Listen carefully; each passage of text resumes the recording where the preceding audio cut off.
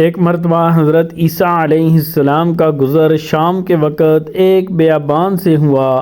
راستے میں آپ کو سر راہ ایک بوسیدہ کھوپڑی کی ہڈیاں ملیں تو حضرت عیسیٰ علیہ السلام نے عرض کی کہ یا اللہ، یہ کس شخص کا سر ہے جو اس طرح سے سر راہ پڑا ہوا ہے؟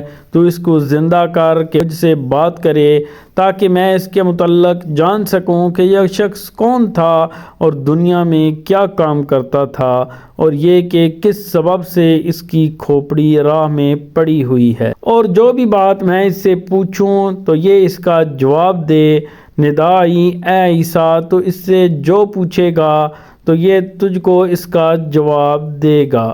حضرت عیسیٰ علیہ السلام نے سر بوسیدہ سے فرمایا کہ اے کھوپڑی، خدا کے حکم سے تم ہم سے بات کرو۔ تو تب کھوپڑی نے خدا کے حکم سے حضرت عیسیٰ علیہ السلام سے یوں کلام کیا کہ اے نبی، آپ کیا پوچھتے ہیں مجھ سے؟ پوچھئے، میں جواب دوں گا۔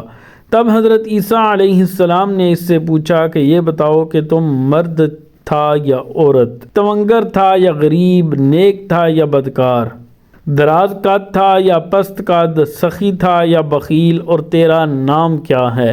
تب کھوپڑی نے جواب دیا کہ اے حضرت، میں ایک بادشاہ تھا اور میرا نام جمجا تھا۔ میں سخی اور دراز قد مرد تھا اور کئی بادشاہ میرے زیر فرمان تھے۔ دولت اور دنیا مجھ کو بہت زیادہ عزیز تھی اور مجھے بہت زیادہ حاصل تھی۔ کسی چیز کا غم مجھ کو نہ تھا، ہمیشہ عیش و نشاط میں رہتا تھا۔ 5000 غلام، عصا بردار جوان اور خوبصورت سرخ قبا پوش باشمشیر میرے دائیں بائیں ہمیشہ کھڑے رہتے تھے، اور 500 غلام باہر ترانہ ساز کھڑے رہتے تھے، اور 500 غلام اس کے علاوہ جو محل کی پہراداری کرتے تھے، اور 1000 لونڈیاں میری خدمت میں خوش آواز گانے والی تھیں، اور 1000 لونڈیاں ہم جنس ہم قد ہم رقص کرتی تھیں، اور ایسا رقص کہ جسے دیکھ کر مرغان اور چرند جانور کھڑے ہو جائیں، آدمیوں پر سکتہ طاری ہو جائے۔ مزید یہ کہا کہ اے پیغمبر خدا، اگر میں اپنے تمام اوصاف اور حشمت بیان کروں تو آپ تعجب کریں گے، اور جب میں شکار کے واسطے شکار گاہ کو جاتا تھا تو 4000 گھوڑے بازین زریں میرے ساتھ رہتے تھے، اور 4000 میرے شکار سفید قبا زیب تن کیے، تاج و مکلل سر بازاروں میں پہنے، بحری شاہین لے کر میرے ساتھ چلتے، اور 1000 غلام آگے اور 1000 غلام پیچھے، اور 1000 سوار دائیں اور 1000 سوار بائیں، اور تمام غلام اہنی ہتھیار لے کر گھوڑوں پر سوار چلتے۔ پیغمبر خدا، اگر آپ سے صفت شکار گاہ کی بیان کروں تو آپ مزید تعجب کریں گے۔ مشرق تا مغرب میری بادشاہت دور دور تک پھیلی ہوئی تھی، لشکر فوج بے شمار تھی کہ اس کی تعداد لکھنے سے وزیر دبرز عاجز رہتے تھے، اور 1000 بادشاہ ملک میرے زیر فرما تھے، اور جنگوں کے ذریعے بزور شمشیر حاصل کیے تھے۔ اور اگر صفت اپنے لشکر اور فوج کی لڑائی اور زور کی بیان کروں تو عجب لگے گا۔ مختصر یہ کہ کسی کو چارہ نہ تھا کہ مجھ سے مقابلہ کرے یا پھر میری فوج کے آگے کھڑا ہو سکے۔ اور کہا کہ جتنے برس میں نے بادشاہت کی، ایک دن بھی کسی طرح کا رنج و غم مجھ کو نہ ہوا، اور میں جوان مرد اور عالی جمال و کمال خوبی میں بے نظیر تھا۔ مجھ میں ایک برائی تھی کہ میں اللہ کو نہیں مانتا تھا، میری قوم بت پرست تھی۔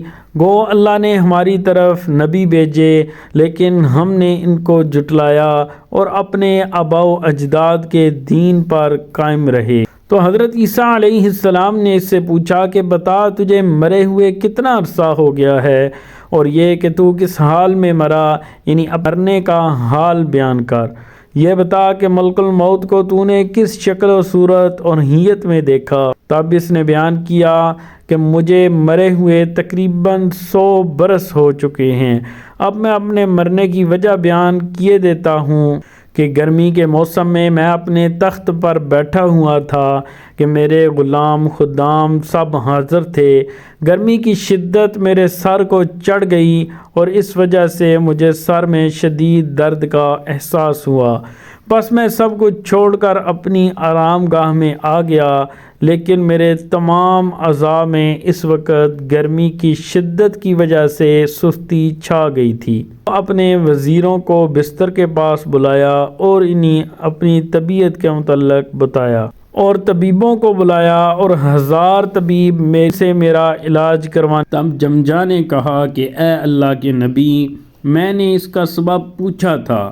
ملک الموت نے یوں بیان کیا کہ سامنے کے منہ سے جو شکل نیک بزرگ کی ہے، اس سے میں نیک لوگوں کی روح قبض کرتا ہوں تاکہ وہ مجھ سے خوف نہ کھائیں، اور داہنی طرف کے منہ سے باشندگان عالم سوامات کی ارواح کو قبض کرتا ہوں، اور جو منہ پیچھے اور بائیں جانب ہیں جن کی ہیبت اور صورت انتہائی خوف زدہ کر دینے والی ہے، ان سے کافروں اور مشرکوں کی جان قبض کرتا ہوں کہ ان کے لیے موت بھی ایک عذاب کی صورت میں اترتی ہے۔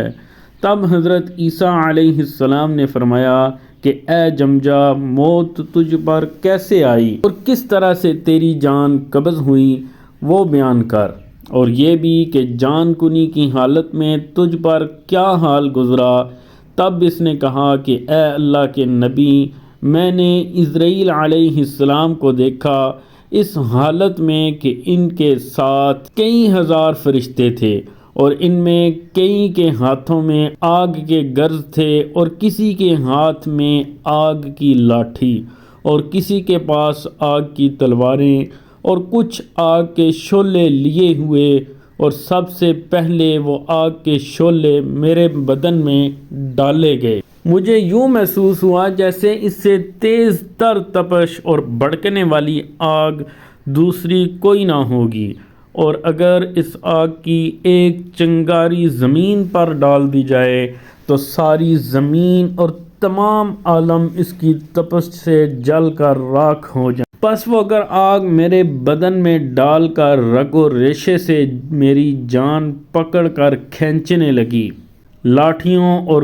گرزوں سے مجھ کو مارتے، میں نے ان سے فریاد کی کہ میری جان نہ نکالو، اور اس کے بدلے میں میرا ملک اور دولت، خزانہ، تمام جو کچھ بھی میرے پاس ہے مجھ سے لے لو۔ بس یہ بات سن کر ان کے غیظ و غضب میں اور بھی اضافہ ہوا۔ انہوں نے گرز اس طرح کھینچ کر مجھ پر مارے کہ بدن کے جوڑ تمام الگ ہو گئے، اور اس کی تکلیف کو میں بیان نہیں کر سکتا۔ اس کے بعد میرے اہل و عیال اور لوگوں نے مجھ کو کفن وغیرہ پہنایا، ایک قبر میں لٹا دیا گیا۔ تب حضرت عیسیٰ علیہ السلام نے اس سے پوچھا کہ مجھ سے کیا چاہتے ہو؟ جمجا نے فریاد کی کہ اے نبی اللہ، الامان الامان، آپ کو اللہ کی قسم کہ آپ اللہ تعالیٰ سے میرے حق میں دعا کریں کہ اللہ تعالیٰ مجھے اس عذاب سے نجات بخشے اور مجھے دوبارہ زندہ کر کے توبہ کرنے کی توفیق عطا فرمائے۔ اب حضرت عیسیٰ علیہ السلام نے اس کے حق میں اللہ تعالیٰ سے دعا فرمائی تو ارشاد ہوا کہ اے عیسیٰ، ہم نے روز ازل سے لکھا تھا کہ اس کو تمہاری دعا سے ہی زندہ کریں گے اور عذاب سے نجات دیں گے بسبب اس کی سخاوت اور بندہ پروری اور دوست داری فقراء و مساکین کے۔ پس اے عیسیٰ، ہم نے آپ کی دعا قبول فرمائی اور یہ زندہ ہو جائیں گی۔ تب حضرت عیسیٰ علیہ السلام نے حکم دیا کہ قم بإذن اللہ، اٹھ جاؤ اور اللہ کے حکم سے۔ تب جمجا کی تمام ہڈیاں جمع ہوئیں، پھر ان پر گوشت پوست چڑھا اور بال بنے اور اپنی اصلی حالت میں واپس آ گیا۔ جمجا نے زندہ ہوتے ہی حضرت عیسیٰ علیہ السلام کا کلمہ پڑھا اور کامل ایمان لے آیا، اور بعد میں اس کے جتنا عرصہ بھی جیا عبادت، ریاضت، قیام سیام میں گزارا اور کوئی بھی دنیاوی کام نہ کیا، اور کافی عرصے کے بعد دوبارہ موت کا جام پیا، اور اللہ تعالیٰ نے اس کے نیک اعمال کے سبب اس کو جنت الفردوس میں جگہ عطا فرمائی۔